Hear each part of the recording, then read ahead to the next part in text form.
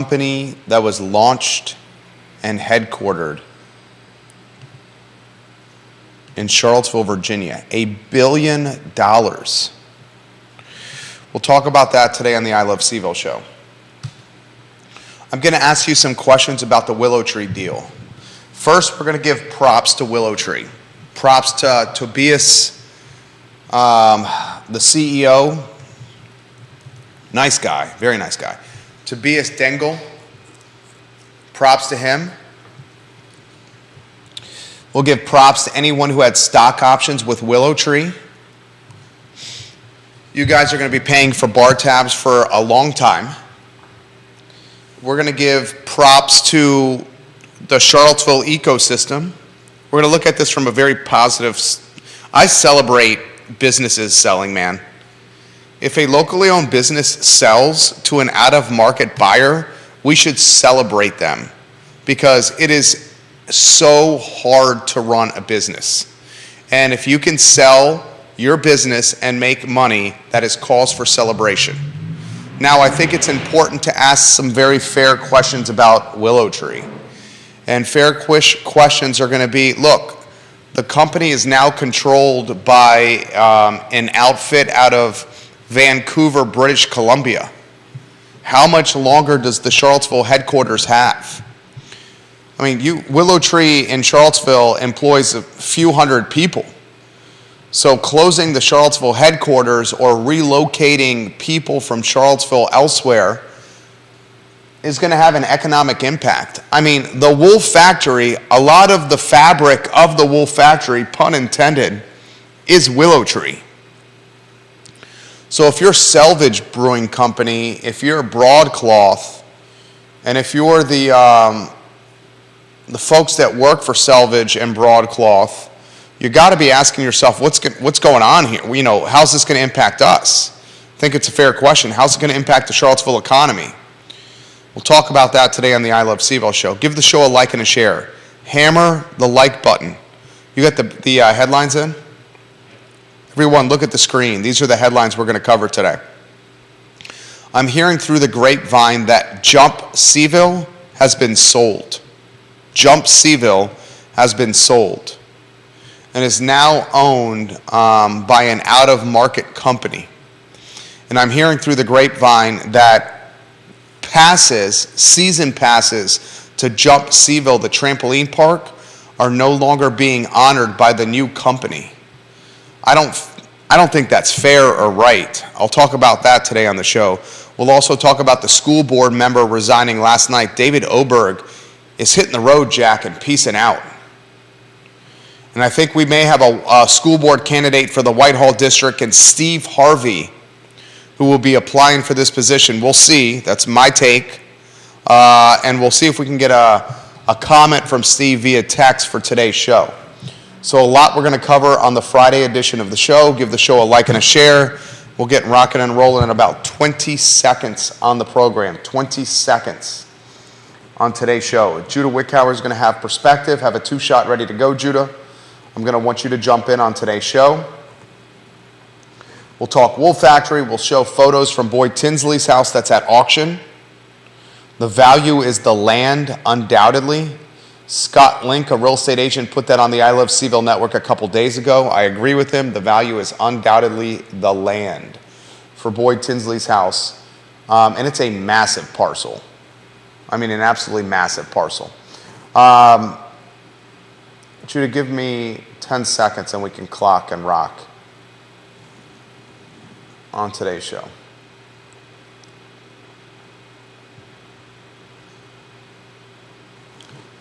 All right, J-Dubs, 5 seconds.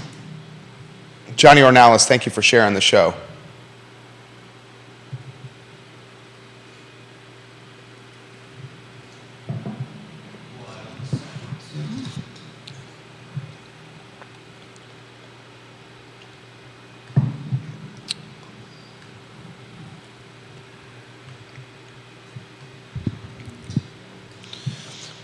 Good Friday afternoon, guys. I'm Jerry Miller. Welcome to the I Love CVille show. Thank you kindly for joining us live in Charlottesville, across Albemarle County, Central Virginia, the Commonwealth, the country, and the world on the I Love CVille network.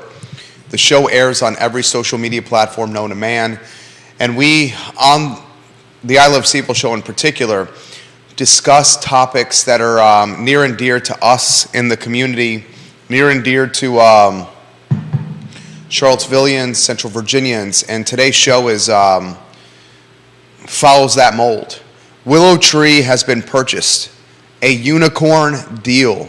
You get in unicorn territory when you're over $1 billion. The news broke yesterday afternoon. Willow Tree purchased for $1.225 billion. The buyer of Willow Tree and its controlling stake is TELUS Corporation. Publicly traded, TELUS Corporation and TELUS International are leading digital customer experience innovators that design, build, and deliver next-generation solutions, including AI and content moderation for global and disruptive brands. Willow Tree, dude, I remember when Willow Tree was launched in downtown Charlottesville. Tobias Dangle and Michael Pritchard launched Willow Tree. Heck, I remember when Willow Tree wasn't even in downtown Charlottesville. Where were you guys? You guys were, was it off Ivy Road to start? Is that where you guys were to start in your early days? Then Willow Tree, in fact, I think Sean Tubbs has got a good CVillepedia entry about Willow Tree. He does. So here's from CVillepedia. Sean Tubbs does a good job of moderating CVillepedia. In fact, someone tag Sean Tubbs. Give Sean Tubbs some props. Sean Tubbs, I'll tag you right now. We are giving you props right now on the show. And Bob Yarborough, you're exactly right. They're definitely purchased Insignia's controlling interest in Willow Tree. But that controlling interest dictates the company and dictates what the company is going to do and how the company is going to act. And it's likely going to dictate what the company does with its many locations. Willow Tree currently has locations, they call them studios, in Boston, Massachusetts. Its headquarters is in Charlottesville, Virginia, in the wool factory. It also has a location in Columbus, Ohio, Durham, North Carolina, New York, New York. Help me with the pronunciation of this word, Judah, if we can get your mic on, the volume on. Is it Porto Alegre in Brazil? I would say Porto Alegre. Alegre? Alegre. Thank you, Judah. The wordsmith, the talented phonetics. I did that on purpose. Phonetics master, and Vancouver, British Columbia. So this company that purchased controlling stake in this company, in Willow Tree, they're undoubtedly going to say, how do we maximize profit margin?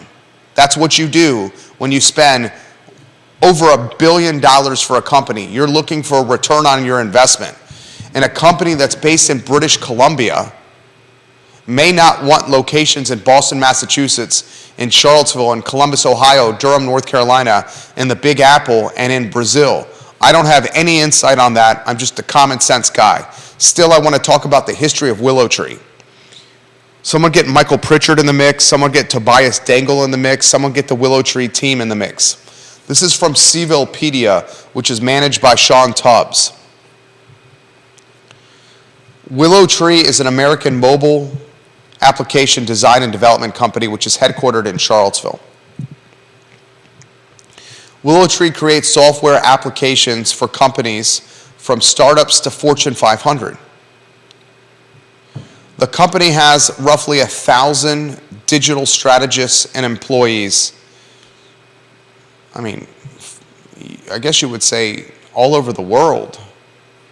I mean, I'd say all over the world. 1,000 plus strategists work for Willow Tree all over the world. The company is headquartered in Charlottesville, specifically in Albemarle County. right over the city line in Albemarle County in Woolen Mills, the wool factory. Interestingly, when Willow Tree relocated from the downtown mall, where it was splintered among a number of different buildings, and chose instead to go to Albemarle County, right over the city line, interestingly, Mike Signer, the former mayor of Charlottesville, the former city councilman, was the in-house legal counsel for Willow Tree. So when Willow Tree made the decision to relocate from the city of Charlottesville to Albemarle County, Mayor Mike Signer, who I believe was a councilman at the time and not mayor, was a part of the brain trust that organized the relocation from the city to Albemarle County. I found that to be a conflict of interest for Mike Signer. I regress. That's yesteryear perspective. This is current perspective. The founder, Michael Pritchard, began coding software in middle school. Immediately after college, Michael Pritchard began working for Rotech Healthcare.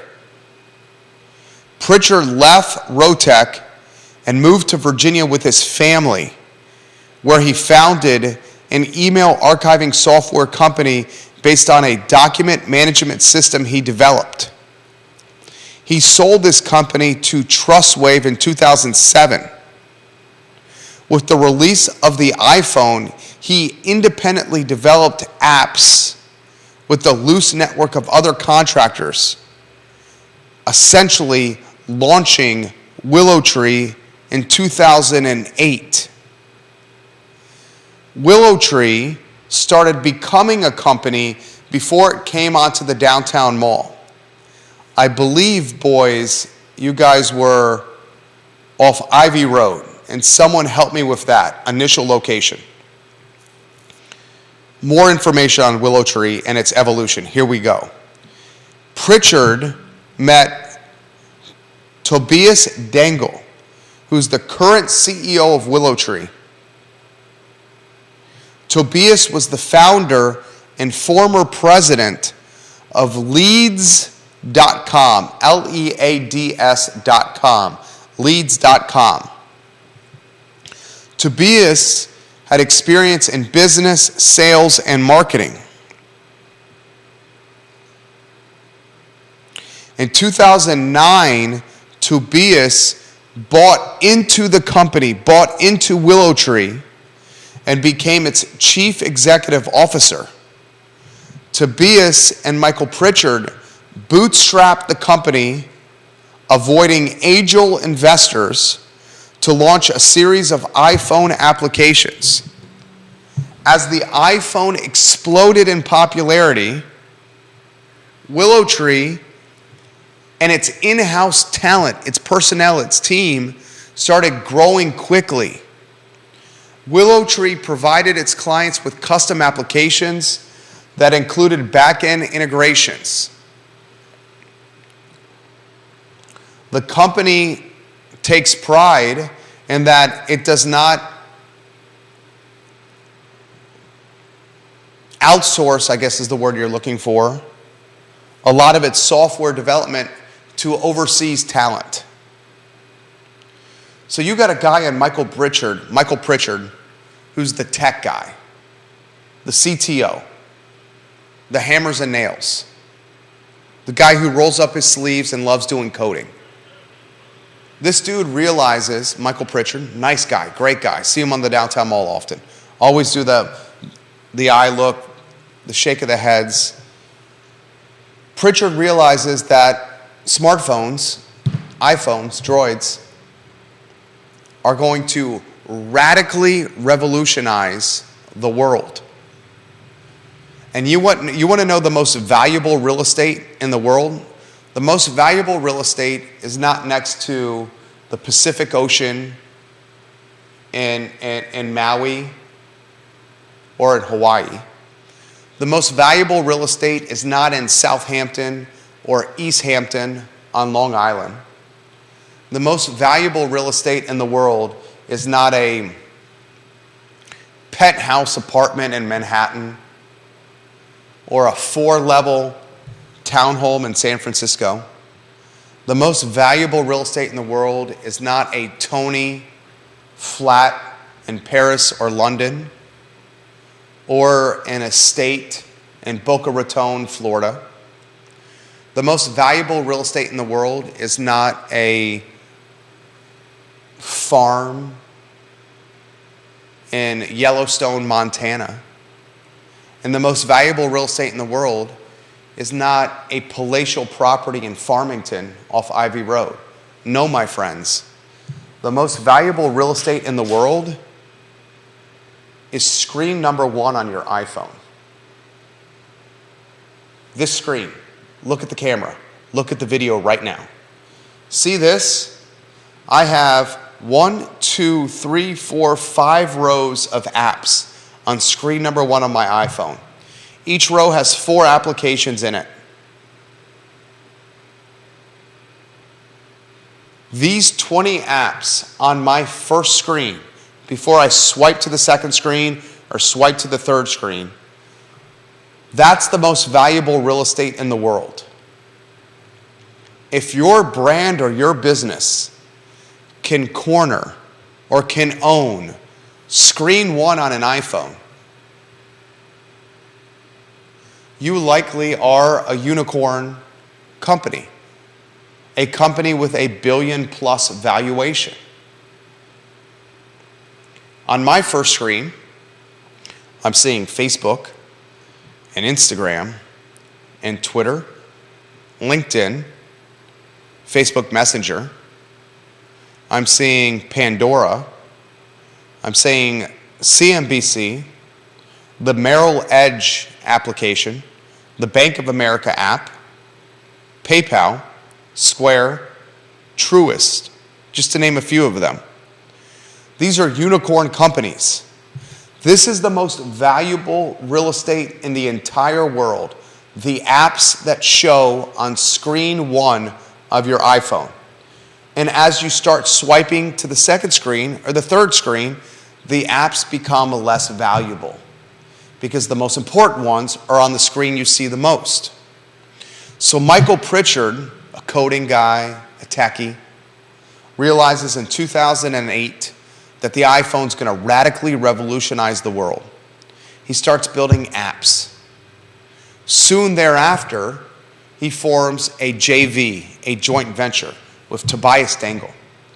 Tobias buys into Michael Pritchard's company, and together they become co-founders.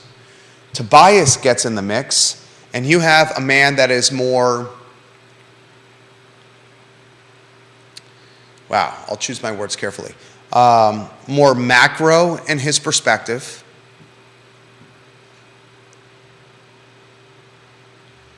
more sales-oriented in his perspective,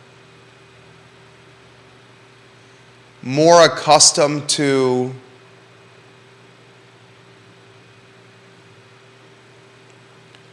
maybe you say raising capital, attracting outside investors, private equity money, heavy hitter money.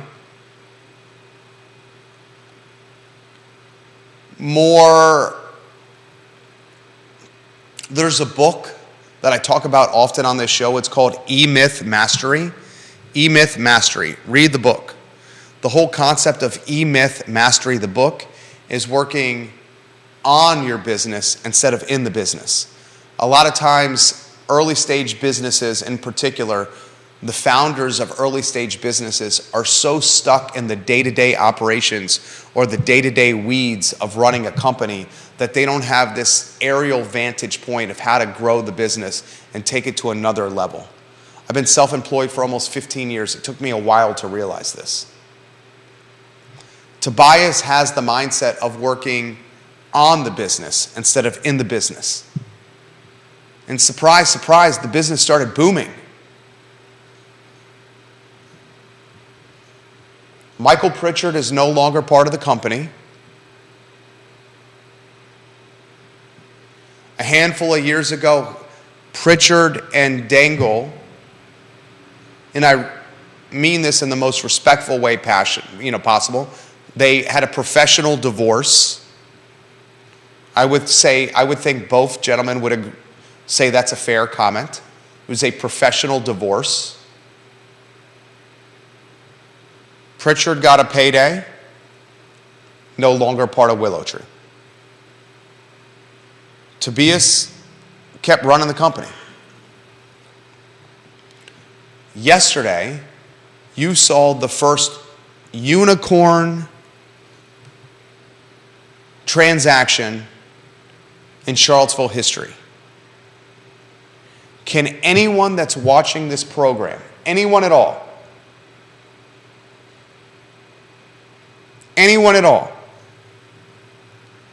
highlight a business that was founded in Charlottesville, founded in this 10.2 square mile city, that was then sold for over $1 billion with a B dollars? Can you think of one, Judah? Two-shot Judah Wickhauer. Two-shot J-Dubs. Two-shot Judah Wickhauer. Let's get in the mix. J-Dubs. Judah B. Wickhauer. J-Dubs. Rocking a cardigan, my favorite cardigan that he has in his palatial closet at his estate. Don't I wish? I like that cardigan. Yeah. I give you props on it every time. Old, I'd wear that cardigan. It's Old Navy. It's probably $25. Probably still there. It looks great. Thank you. Looks sharp. Can you think of a $1 billion transaction? Can I think of one? Charlottesville founded company. Rory Stolzenberg may know the answer to this. Bob Yarborough, do you know the answer to this? Sean Tubbs, do you know the answer to this? Chad Wood. Is there any other company that was launched in Charlottesville, Virginia that has sold for over $1 billion with a B? I'm the wrong person to ask. I can't think of anything. But, I'm the right person to ask. Okay, I am the right, because this is... Is there? There's not a single one I can think of. Yeah, that's what I figured. Anyone watching this program, is there a Charlottesville founded company? I'm not talking about a company that has a freaking office or even a headquarters in Charlottesville. In fact, I think we could put on a very short list the amount of companies in Charlottesville that even would have close to $1 billion valuation. Yeah, slim to none. Right? All right, we're in agreement. In fact, I'll speak with confidence and conviction. There has never been a company that was launched in Charlottesville that has exited at a $1 billion valuation. I'll speak with confidence and conviction on that. Here's a follow-up question for you, the viewer and listener. I want your help with this question. I need your help. Help me. Help me. Please help me. Okay? Is there a business in Charlottesville or Albemarle County? Hell, a business within 30 miles of Charlottesville, Virginia, that is currently valued at over $1 billion. Seriously. John Blair. I love you, John Blair. You're watching. JB, can you help me with this? Bob Yarborough, can you help me with this? Susan Bashline, can you help me with this? Is there any company in Charlottesville, Virginia currently that has a valuation of over $1 billion? Bob Yarborough says SNL. SNL is now S&P. Is there any company in Charlottesville, Virginia, Albemarle County, or Central Virginia? Katie Pearl says UVA. I was just going to ask if UVA counts. The University of Virginia is a nonprofit. The University of Virginia is a nonprofit. But they probably do make a lot of profit. I'll put Katie Pearl, props to you. I'll put UVA on that short list. I'll put an asterisk next to that comment, next to that item on that list, but I'll put UVA on there. KTP, Katie Pearl, again, positively impacting the show. Can anyone think of a single company in Charlottesville or Central Virginia? All right, Neil Williamson says if you change the word from company to enterprise, UVA and the foundation should count. All right, that was my asterisk. Enterprise, okay. I'll change the phrasing. So Neil Williamson, I'm responding to your comment. literally right now. That's very fair. And then I'm going to say, good call, Katie Pearl, exclamation point. Send the comment to them. We'll include UVA in the list. And I'll change the phrase from company to enterprise. Bob Yarborough is researching for us. Thank you, Bobby Y. I love you, Bob Yarborough. He says McGraw-Hill shelled out a ton for SNL about 7 or 8 years ago. Let me check the interwebs. Bob Yarborough, thank you, Bob Yarborough. Thank you. PRA International Operations. What is that? Is Clinical- that in Charlottesville? Clinical Research Organization. I've got, Is that a company founded in Charlottesville? I believe so. What is it called?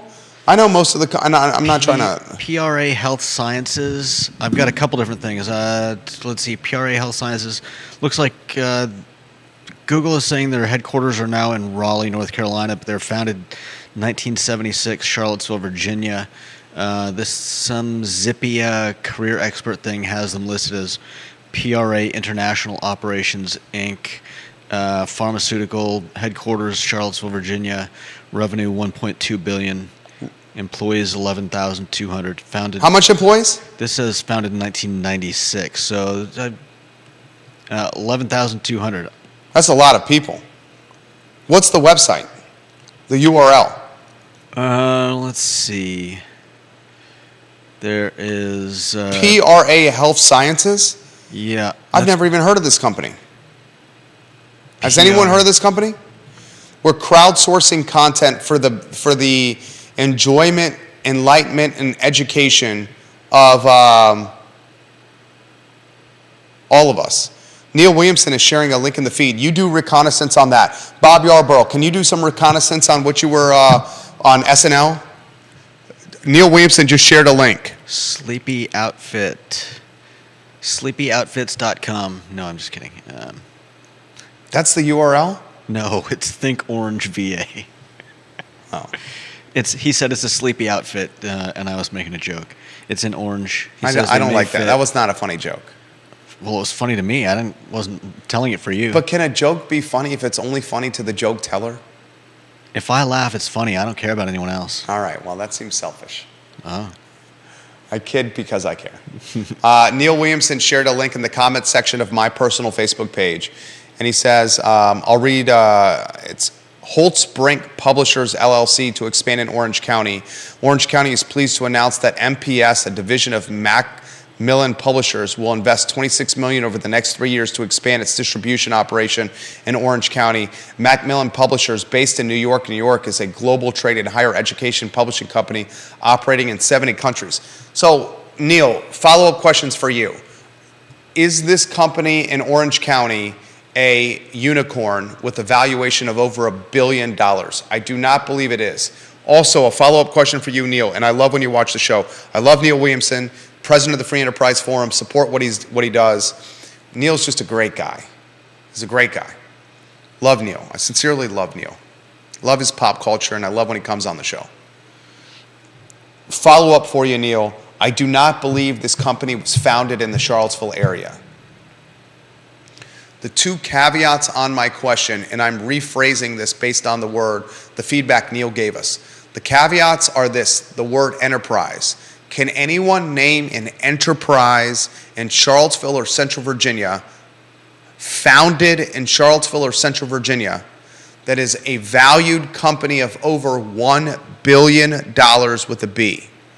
Because we're utilizing the word enterprise instead of company, we're going to include the University of Virginia and the UVA Foundation. That's feedback from Neil and Katie Pearl. We listen to you guys. Can anyone think of another one? We now have a very short list, founded in Charlottesville or Central Virginia, unicorn valuation of over $1 billion, of Willow Tree and UVA. Anyone think of anything else?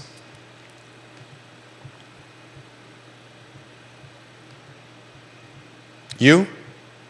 J-Dubs? No, I can't. Susan Bashline says PRA sold. It's no longer PRA. good feedback right there. How much did it sell for? How much did it sell for, Susan? It's a great question. I should ask that. Great question, Judah. How much did it sell for, Susan? Put it in the feed. As we get this information from the viewers and listeners, check your messages, Jerry. Andre? Ooh. Was it a direct message?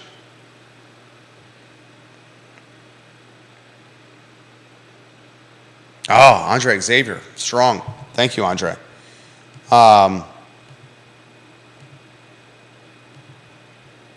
Jamie Turner watching the program. This is from Andre. PBM Capital.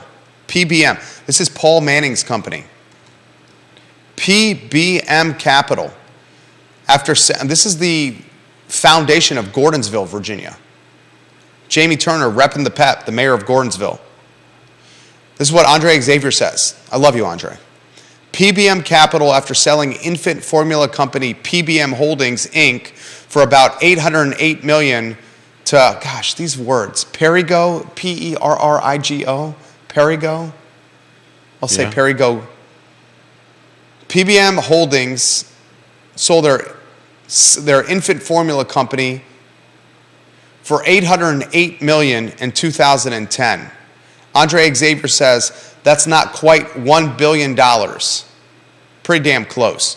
And the fact that it was in 2010, if that happened now, it'd be over $1 billion. That's a hell of a comment from you, Andre Xavier. That's a fantastic comment, Andre Xavier. Jamie Turner says that probably would have been $1 billion today. I agree, Jamie Turner. Andre Xavier and Jamie Turner just made the program better. Andre Xavier, do we have the sound? This is for Andre Xavier.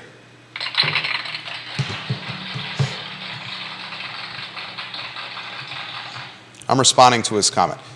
If this company had sold today, that would have been over $1 billion. Mm-hmm. Still, in today's term, in today's market, can anyone think of any other ones? Andre, any other ones? Andre would know. This guy follows this as much as I would, as much as I do. Jamie Turner, any other ones? My point is this, and we're going to move on to the next topic, which is how will this impact Charlottesville? My point is this. This is my point. The Willow Tree deal from yesterday very legitimately could be the greatest financial success story in Charlottesville area history. I'll say it again. The Willow Tree deal and what Tobias Dangle and his team did is the greatest financial success story in Charlottesville area history. Think about that. Think about that. That is big time. Now let's talk cause and effect. Unicorns are so rare. You're totally right, Andre. This is a unicorn deal, a billion threshold, a unicorn deal. So let's talk cause and effect. The first question we should really ask ourselves is this. Hey, Willow Tree friends, all the friends that we have in Willow Tree, you're picking up the bar tabs for us for a long period of time. And I'm talking the ones that had stock options. Not all of them were invested. Not all of them were vested, excuse me. 100% true, Neil Williamson, that while Willow Tree was founded and headquartered in Charlottesville, it is a worldwide operation. 100% true. That's going to be my next piece of analysis for you. Charlottesville company booms and goes worldwide. Still started in Charlottesville. Still headquartered in Charlottesville. Founders live in Charlottesville. C-suite talent, Charlottesville, for the most part. Its primary headquarters, the wool factory. The first question we should all ask ourselves is this. The controlling interest of Willow Tree is now run and managed by a Vancouver, British Columbia company. Here are the locations Willow Tree has. Boston, Massachusetts, Charlottesville, Virginia, Columbus, Ohio, Durham, North Carolina, New York, New York. Just a second. The Brazilian. Porto Alegre. Very good. Brazil and Vancouver, British Columbia. I would imagine, and this is common sense, I have no intel on this. I'm just a man of common sense, and if you listen to the show, we're often right here. I would imagine that some of these locations, Boston, Charlottesville, Columbus, Durham, New York, Brazil, and then now Vancouver, where the controlling interest is held, I would imagine some of these locations will be consolidated. As Central Virginians, Charlottesvillians, and Albemarle Countyans, we should ask ourselves, will the Willow Tree Wool Factory campus no longer be a part of the Willow Tree plans moving forward now that a Canadian company, British Columbian company, Vancouver company has controlling interest of the operation? That is a fair question. That is a fair question to ask. The follow-up question is, if the location is consolidated and removed from the Charlottesville business ecosystem, how will this impact economic development? How will this impact Charlottesville from a tax standpoint, economic development standpoint, from a housing standpoint? How many of the people that work for Willow Tree, if the operation is not held in Charlottesville, how many of the people own houses? How many of the people rent houses? How many of the people will relocate to where the new company wants them to relocate to? How many of them will stay in Charlottesville and find other jobs? Will this open up housing for other people on the housing supply chain? Will this not open up housing to own because many of the team members are millennials or younger that haven't quite purchased homes yet? Will this solely open up rental options, or could this also open up home for sale options? Fair questions. Other questions I'm wondering. What is the impact that this will have on the wool factory? What is the impact that this will have on Selvage Brewing Company? What is the impact this will have on Broadcloth? What is the impact this will have on the downtown mall?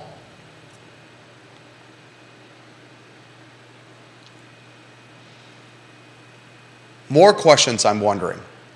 If Willow Tree is not present in Charlottesville and Albemarle County moving forward because the location is squeezed out by a Canadian shot caller, how does this impact food and beverage revenue? How does this impact real estate taxes?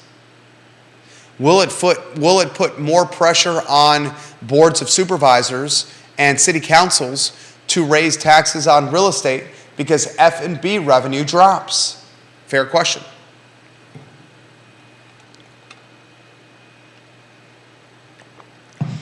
Here's the largest macro question I have for you.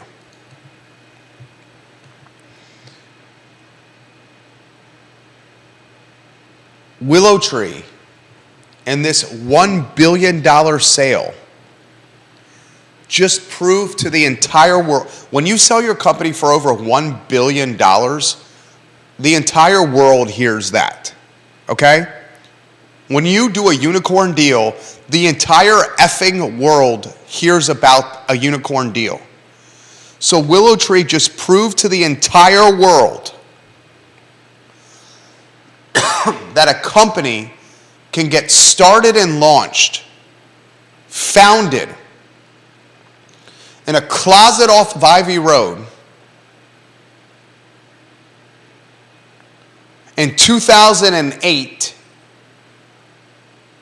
and 14 years later exit at a $1 billion+ valuation. Willow Tree just showed the whole world that someone can launch a company in Charlottesville, Virginia, cherry pick the talent from the University of Virginia to launch a technology company from Charlottesville, Virginia, and 14 years later exit that company at over $1 billion valuation. This further reinforces, this further justifies, this further proves that Charlottesville, Virginia is becoming Palo Alto East, Silicon Valley East. This further justifies and reinforces to everyone that has been saying this for years. I'm pointing at myself right now. that Charlottesville is becoming the East Coast Silicon Valley, and wait until the data science school is finished and is in its sexy, completed form that's on the very near horizon. Ladies and gentlemen, viewers and listeners of this fine and fair talk show, Charlottesville, Virginia has yet another arrow in its quiver. The quiver holds the arrows, Yeah, doesn't it? usually. Right? Yeah. Okay. Charlottesville, Virginia has another arrow in its Silicon Valley quiver with this unicorn deal. And if you hear people saying, Charlottesville's not going to be Silicon Valley, East Coast, those people that are saying that are huffing glue. Huffing glue.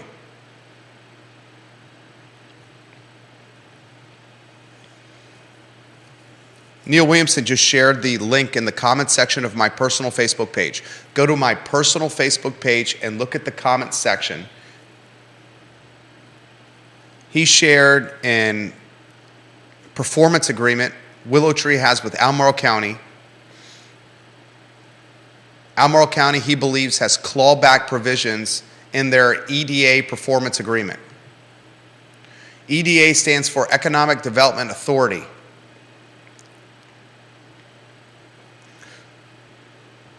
This is good. I'll read this, and it's short so I can read this. He shared the link. Economic Development Authority of Albemarle County. Resolution to approve the second amended Economic Opportunity Fund performance agreement for the redevelopment of the Woolen Mills site.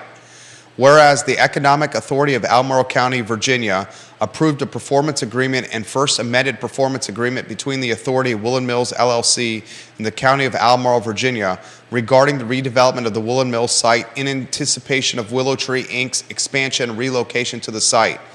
Whereas the County Board of Supervisors has approved a second amended agreement extending the project completion date and contract term, and whereas the authority finds it is in its and the county's best interest to enter a second amended agreement to revise the project completion date and contract term. Now, therefore, be it resolved that the Board of Directors of the Economic Development Authority of Albemarle County, Virginia, hereby approves the attached second amended agreement between the authority, the county, and Woolen Mills, and authorizes the chair to execute the second amended agreement on behalf of the authority once it's been approved.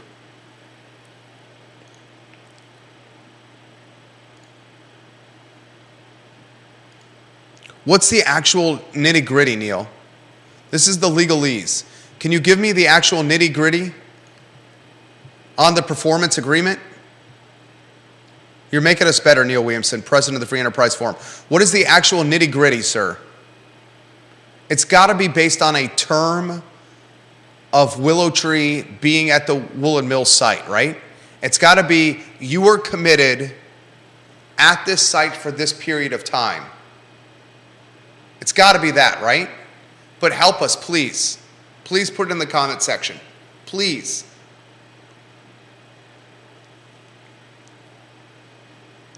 This is a big story. This is a story that is 1,000% in the Silicon Valley news cycle, San Francisco news cycle. This is undoubtedly in the private equity news cycle. This is undoubtedly in all the trade publications. This is undoubtedly going to be in the Washington Post, the Richmond Times-Dispatch, and the Mid-Atlantic media. This is a big story. And I'm going to cut to the chase. Stories like this, success stories like this, will further gentrify Charlottesville. Will further make Charlottesville techie and Silicon East. Mark it down. Chad Wood, thank you for sharing the show. Johnny Ornalis, thank you for sharing the show. I would love the nitty-gritty, Neil, if you put that in there. I would love to relay that to the viewers and listeners.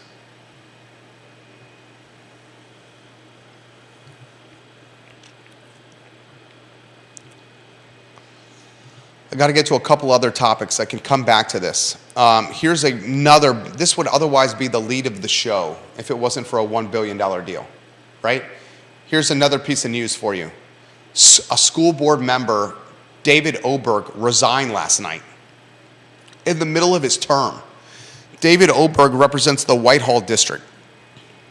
This dude pieced out, hit the road jack, resigned, quit, whatever the hell you want to call it, legitimately in the middle of its term. Middle of his term. Are we on a one shot with the headers on there? Yep. You're a good man. Thank you. Thank you, Judah. He'll be around till December. Oberg is going to be around till December 31st. Yeah. Yeah. Now the school board has legitimately even more work to do. Here's the work that David Oberg resigned citing personal reasons.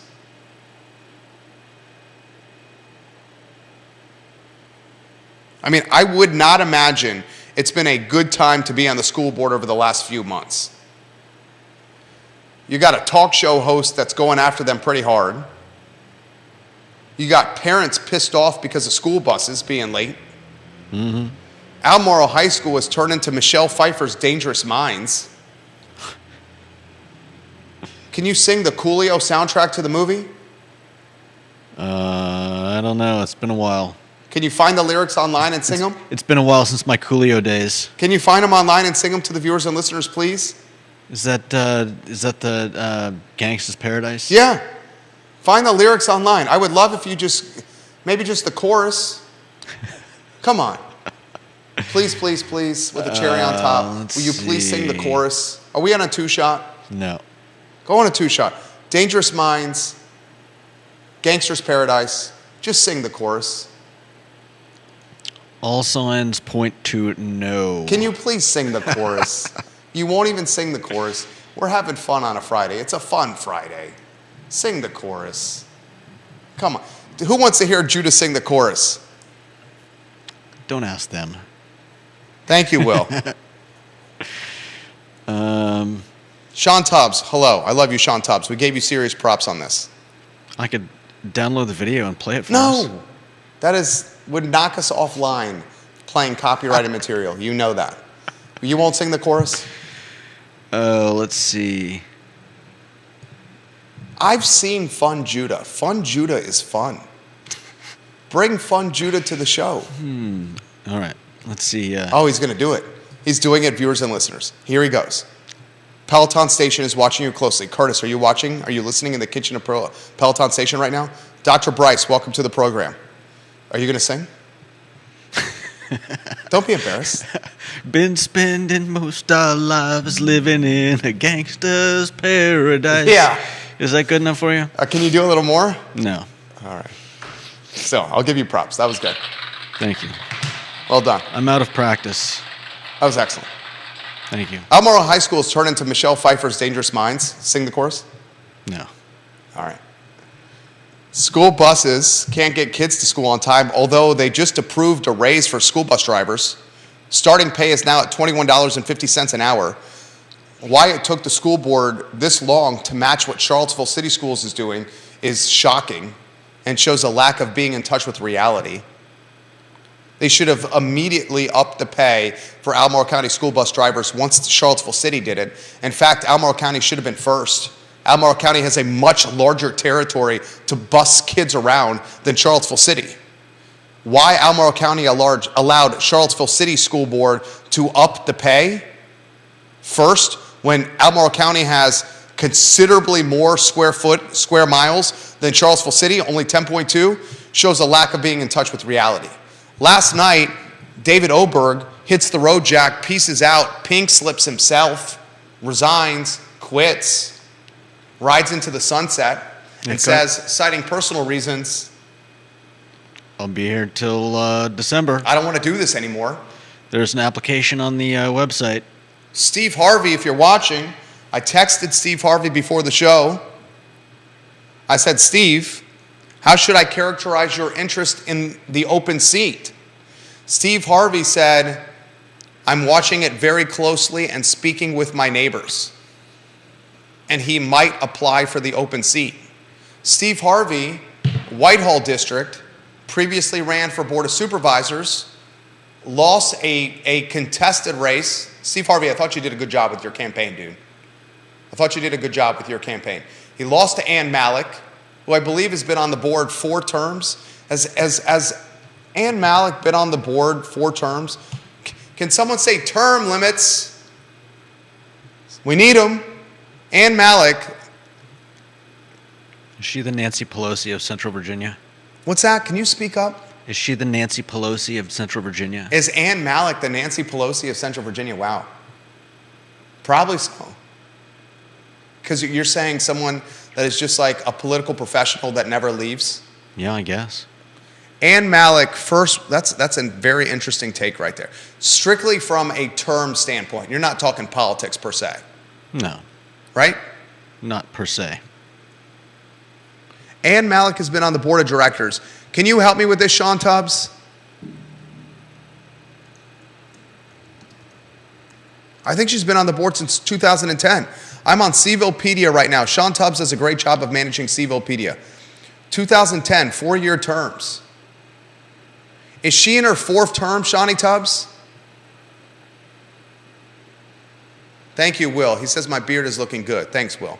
It's getting itchy right now. I believe she's I know it's either the 3rd or the 4th. Okay? She's got a stranglehold on this seat. So here's my take on what could transpire. Steve Harvey is no longer, he on the I Love Seville network, Steve Harvey announced that he was running for Board of Supervisors. That has since shifted. Steve Harvey is now going to pursue school board and not Board of Supervisors. I'm not speaking out of turn here, Steve. He's now pursuing school board and not Board of Supervisors, Steve Harvey. Steve Harvey lives in the Whitehall district. David Oberg just quit. School board needs someone to replace David Oberg, and they have, not very long to figure it out. They are going to interview candidates. The deadline to apply is Friday, November 18th. So they're going to interview candidates for the next 21 days, 3 weeks. I cannot imagine that there's going to be many people applying for the Whitehall school board seat with 1 year left on the term. How many people you think are going to apply for this job? Probably you can count them on one hand, maybe 2 hands. Steve Harvey is interested in running for this seat. He would seem, from my perspective, as a logical person to put in the seat, let him get a feel for it for a year. He's talking about running for it. He's actively involved in the community. How many Bambinos you have these days, Steve Harvey? You got a 4-spot? You got a 4-spot, or you got a full basketball team, Steve Harvey? You got 4 kids or 5 kids? I know you got twins. 4 or 5? You got a 4-spot? He's a parent of kids who are in schools. Here's a good guy to consider. Oberg resigns. Are we surprised? The school board is catching more HE double hockey sticks than any elected official in Charlottesville or Albemarle County. Normally it's Charlottesville City and the counselors that are under the microscope or feeling the heat. Now it's the school board. And they should feel the heat. The SOLs are terrible. The school buses are late. Albemarle High School is dangerous minds. Michelle Pfeiffer ain't there. Teachers are quitting. Fights in the bathroom. Sexy time in bathroom stalls. Brouhahas and brawls on buses. This JV locker room fiasco, which we don't have any clarity or insight from Albemarle County at all. Scuttlebutt on the street has students being suspended or expelled. I've seen that video. It was terrible. I've seen it. It was terrible what happened. Nothing offered from the school board or the superintendent's cabinet on what happened. Now they're talking about rebranding Meriwether Lewis. Why are they rebranding Meriwether Lewis Elementary? You know, Judah? Because he was a horrible person. You say that tongue in cheek? Yes.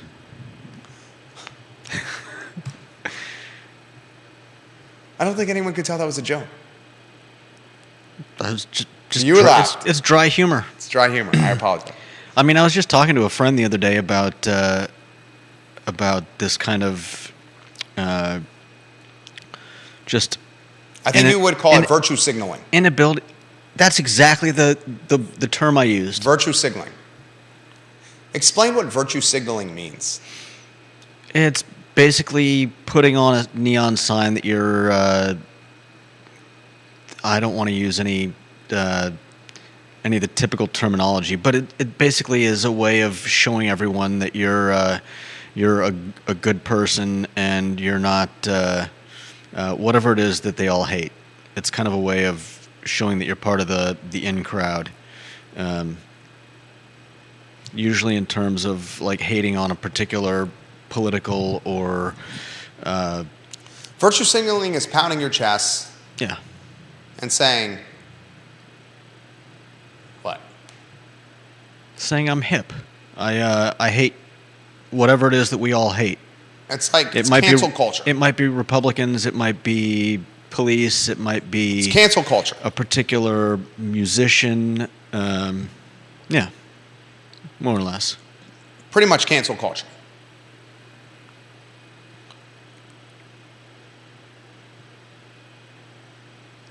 I've said this so many times on this show. We've got to prioritize the most important things for students and teachers and parents. What is the most important aspect of a public school? What's the most important aspect in its most simplistic form?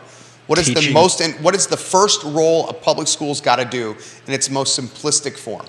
Teach your kids. No. No, No. you're serious. Yes. What is the first thing a public school has to do? A public school has to get kids to school safely and on time.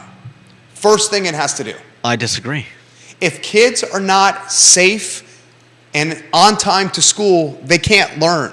But is it the school's job to get the students to the school? I don't think it is. I think we take for granted the fact that we have buses that pick up many of our kids and bring them to school. But I think somebody... Neil Williamson. We learned from Neil Williamson that part of Virginia State Code, the public schools do not have to transport our children. Right. I will say this. In today's public school ecosystem, the most important job for a public school, when transportation is seen as a public utility as opposed to a provided amenity, there's a difference. Okay? The most important thing a public school has to do in 2022 is get our children on time and safely to school. Because if they don't get still to disagree. I respect it. For the sake of a talk show, we'll agree to disagree. Because if the kids don't get to school on time, they can't learn. Because they're at a bus stop or in a tin can. So in 2022, we learn the tin can is synonymous for the bus. In 2022, we learn that getting to school on time and safely is the most important aspect. Because kids are showing up in the middle of second or third period right now. What's the second most important thing? If we agree to disagree that that's the most important, what's the second most important thing for a public school? Teaching your kid? There. Teach your child in a fair and equitable setting. That's the second most. Teach your kid, my kid, in a fair and equitable setting. What's the third most important thing for a public school? Well, if we're going on the previous assumptions, getting your kid home at the end of the day? Get your kid home. I was right. And safe on time. That's the essence of public schools. Get them to school on time and safely. Teach them in a fair and equitable setting.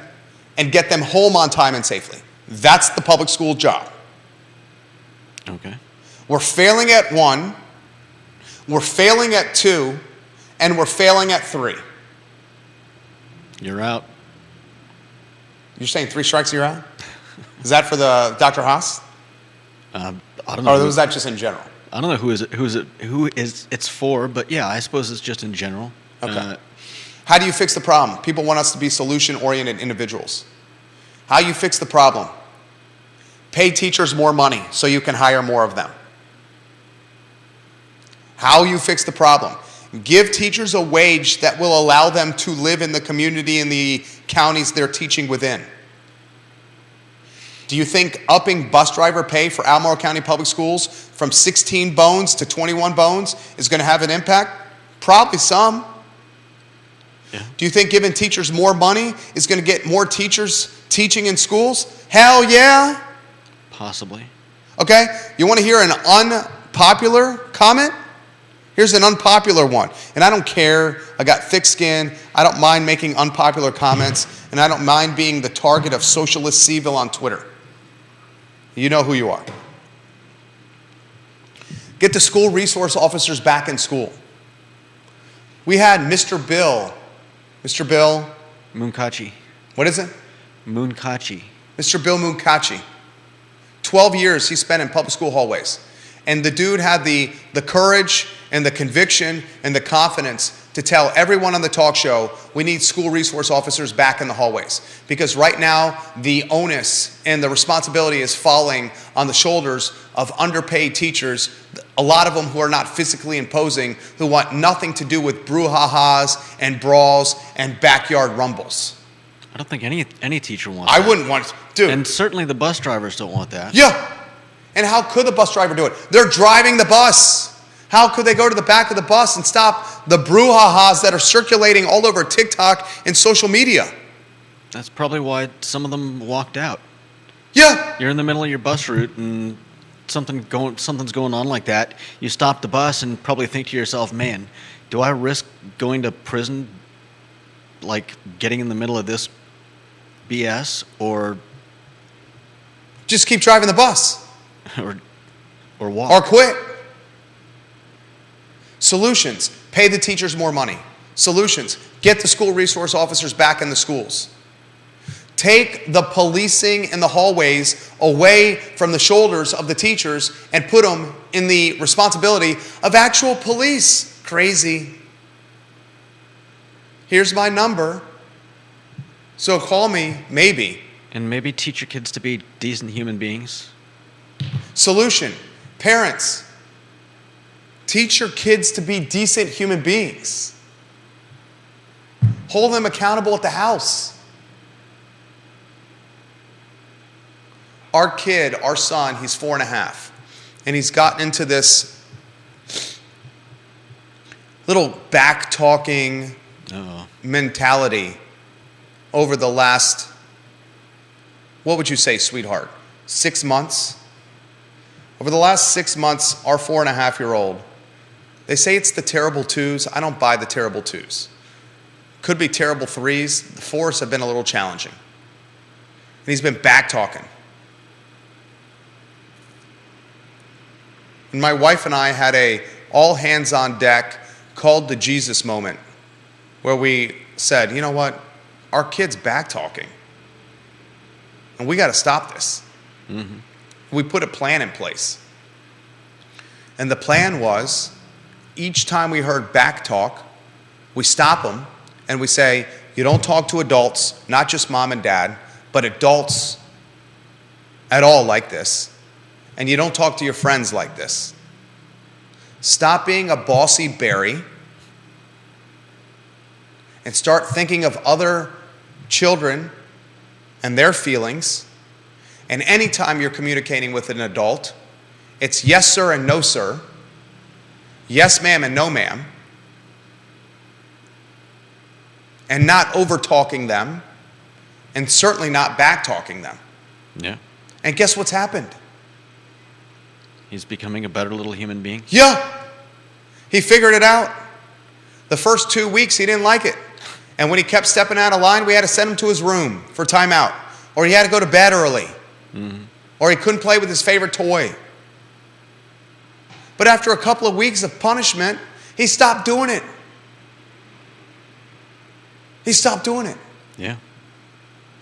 Children want to be showed the right way of doing things. They want boundaries. They want it. And they will push and push until they find boundaries. And if you don't give them to them, 100%. they'll keep going off into the sunset. Our children want boundaries and accountability. They might not respond in the early stage of accountability and boundaries the way you want, but eventually they will figure it out.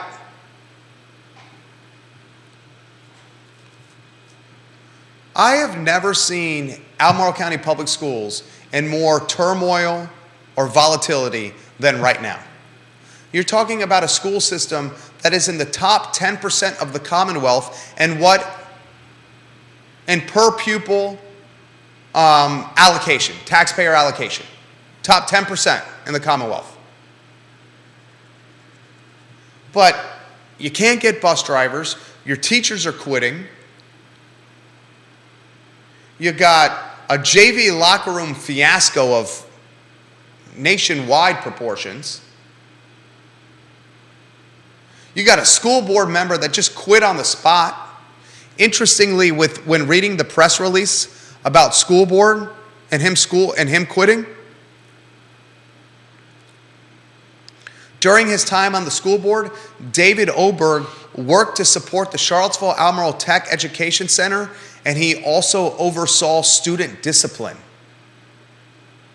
This is a dude that oversaw the student discipline. Oberg. You're asking who's going to do it now? I'm asking if all the Dangerous Minds elements of Albemarle High School cue the Coolio soundtrack, Judah. No. Come on. Come on. Really? It's Friday. We're having fun. Your fans want to hear you sing. No, they don't. Come on. Nobody wants to hear me Please, sing. I want to hear you sing. Can you just sing? No, I don't want to. Fine. You don't want to sing? No. Why? Because I'm not a good singer. It doesn't matter. It's endearing. To whom? To me? Do I need to endear myself to you? No. Fine. Don't sing. Yeah, Kevin Yancey, that's a great comment.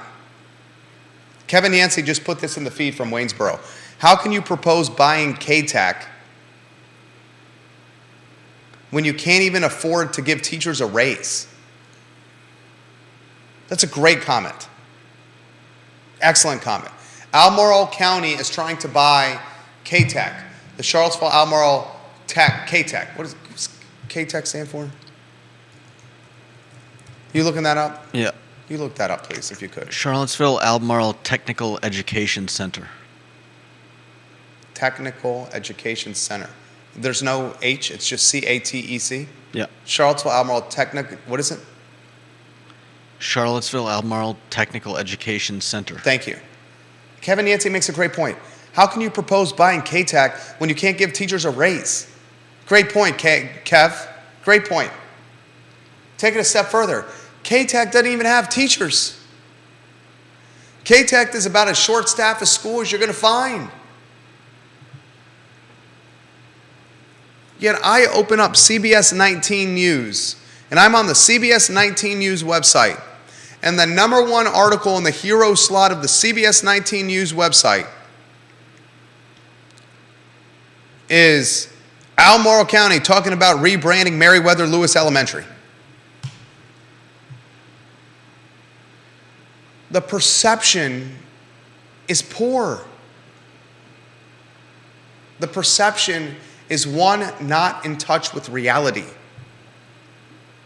Instead of the headline being Meriwether Lewis undergoes name review, survey open, like it's on NBC 29 right now, the perception should be we're going to give teachers a raise, we're going to fill these open slots, we're going to take these bathrooms that are essentially sexy time places and backyard brouhahas, and we're going to make them orderly. We're going to stop the violence from the school buses. We're going to stop the stampedes from the breezeways. We're going to make the SOL performance scores for students of color in particular much improved. We're going to figure out this vacancy. David Oberg just dropped a bomb on us. This is called brand management. And this is just called freaking common sense, God. All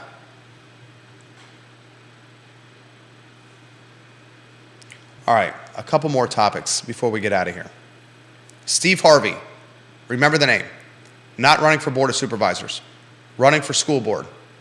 Steve Harvey lives in the Whitehall District. They need an applicant for the Whitehall District. Steve Harvey, remember the name. I've relayed to you that Albemarle County last night and its school board has agreed to raise starting pay for bus drivers to $21.50 an hour, essentially in line with Charlottesville City. Two other pieces of information. Get the Boyd Tinsley photos ready to go. I haven't really highlighted this. I need to. Before I do, I'm being told by a number of moms that watch this program that Jump Seaville has been sold. Jump Seaville, the trampoline park. And the new owners of Jump Seaville are not honoring the annual passes that were purchased with the previous owner of the business, which was ACAC. Jump Seaville Trampoline Park, new owners. New owners, out-of-market owners. The new owners are not honoring the annual passes that were in play with the previous ownership group. Previous ownership group, ACAC. A number of moms have sent me that information. I will dig into this. I am papering the trail now. Jump Seaville and the new owners of Jump Seaville. If you are not honoring the passes, the annual passes, you are idiots. Why would you want a PR nightmare to start when you're A, not an in-market owner, and B, just taking over this business? Just honor the annual passes if you are not doing it. Don't step over dollars to pick up nickels, because that's exactly what you're doing. You're stepping over dollars to pick up nickels, and that's stupid business. All right, the Tinsley house. We broke this news on iloveseville.com. We've broken a lot of news on iloveseville.com lately. Put the photos on screen. This is Boyd Tinsley's house. I'm not going to get into Boyd Tinsley's past. G Squared, if you're watching the program, Georgia Gilmer, you offered that advice to me in a direct message. I won't get into his past. I will just say that Boyd Tinsley's fallen on hard times. That's fair. Boyd Tinsley's estate in the North Garden area, think where Old Lynchburg Road meets Plank Road. His estate has been chopped up and is now being auctioned in 3 different pieces of property. There's the primary house, 3470 Old Lynchburg Road, and a guest house that are being auctioned with 44 acres. The starting auction price is $750,000. It's not going to sell for $750,000. That's the starting auction price. 44 acres in this portion of Albemarle County, that is value. The value here is the land. So the first plot, excuse me, using my voice in this aggressive capacity for 3 hours a day, 5 days a week is challenging. It's very challenging. The first plot is 44 acres and 2 homes, a main house and a guest house. The starting auction price is $750K. The auction, online bidding for this auction ends on November 2nd, so a few days from now. The second parcel that's being auctioned is Boyd Tinsley's tennis facility. Dude's got a tennis court and a gym, 7,000 square foot building. That 7,000 square foot building that's currently a tennis court and a gym is being auctioned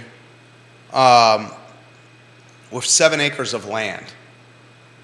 The tax assessment on that is $447,000. The third piece of property that's being auctioned is a 1.5 acre wooded lot on Old Litchburg Road. 3 pieces of property, the primary residence with the guest house and 44 acres, starting bid $750,000. The second piece, a 7,000 square foot gym and tennis facility with 7 acres. The assessment on that is $447,500. And then the third is an 1.5 acre wooded lot, pretty much on the road, with a tax assessment of $60K. The value here is the land. It's the land. Someone's going to get a hell of a deal here, guys. A hell of a deal. You rotate the photos through on that? Yep, they're going through. All right, Judah's rotating the photos. Look at the screen. Look at the screen. Look at the screen.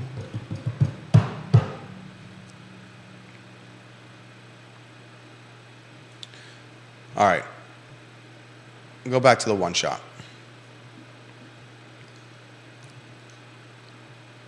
That's the show.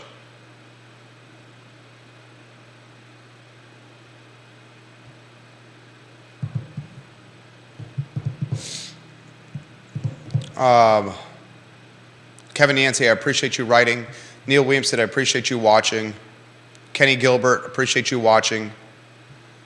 Jamie Turner, Andre Xavier, you guys made the show better. Bobby Yarborough, you made the show better. Chad Wood, you made the show better. Dr. Bryce, thank you for watching. Johnny Ornalis, thank you for sharing. Show airs on every social platform known to mankind. We introduced a new segment on iloveseville.com called the I Love Seville Notebook. And you can find that notebook through this link. What is it? iloveseville.com/notebook October 2022. We'll start aggregating the content in one place for you. All we're trying to do with this show is bring knowledge about this community to you. That's all. Long-form content, you can't take it out of context. Knowledge about Charlottesville and Central Virginia to you. We come with the approach of educate, entertain, and enlighten. You got some entertainment through Judah singing Gangster's Paradise. You got some education on the Willow Tree, Board of Supervisors, Boyd Tinsley, school bus driver Rays, and the Jump Seville story. And hopefully you left enlightened as well. We work hard for you. All we ask is for you to participate in the show or tell some folks about the program. For Judah Wickhauer, my name is Jerry Miller on a gorgeous fall Friday in Central Virginia. So long, everybody. Take care.